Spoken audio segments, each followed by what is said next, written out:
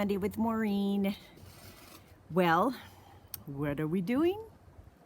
We're continuing in Philippians, and I love it. I love it. It's, remember, 16 times joy is mentioned in this 4 little short chapters. So, and just not even the word, not always the word joy, but also rejoice. Same meaning, but just a different word.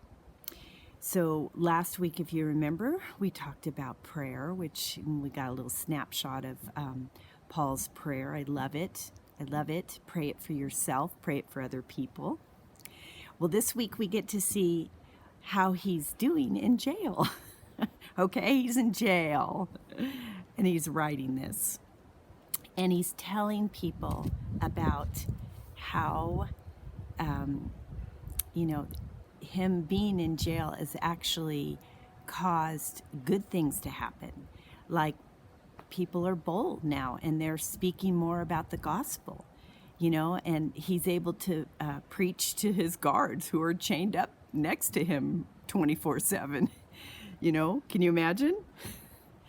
Well, I love that he's looking for the good stuff. He's looking for the good stuff. We can have that kind of vision too. You can just ask the Lord, help me to see your ways and have your thoughts, because they're so different than what the world teaches us and what we probably naturally want to do. So here he is telling people. Now, we started in 12. In verse 12, we're still in chapter 1. I have a hard time moving on. But, he's just talking about the chains have actually are to the advantage. People know that he's chained up because Christ wants him to be, for reasons of, opportunity. And so then he goes on and he talks about how there's people out there and they're preaching because they see that there's, good in it, but there's some people that have bad motives. And he's, what he says? It's so crazy. He says whether they're good or bad, he's just thankful that they're preaching Christ. And he says, I rejoice. Another word for joy. He rejoices. So he's not judging their motives. Seems like he already knows them, but he's just thankful because he knows how big his God is. No matter what their motives are, God can use it for the good. And so that's, such a great lesson here, just in these short little verses. I started in 12, read through, I think,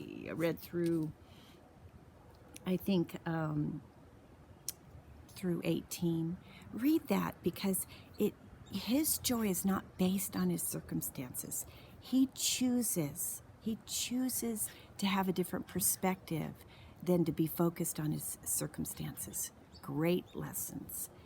I love the fact that his choice is to rejoice. And I think we need to learn that. His choice is to rejoice. Anytime I have circumstances that I'm not happy with, I have to choose to see the good in it and trust God, because listen to some of his promises.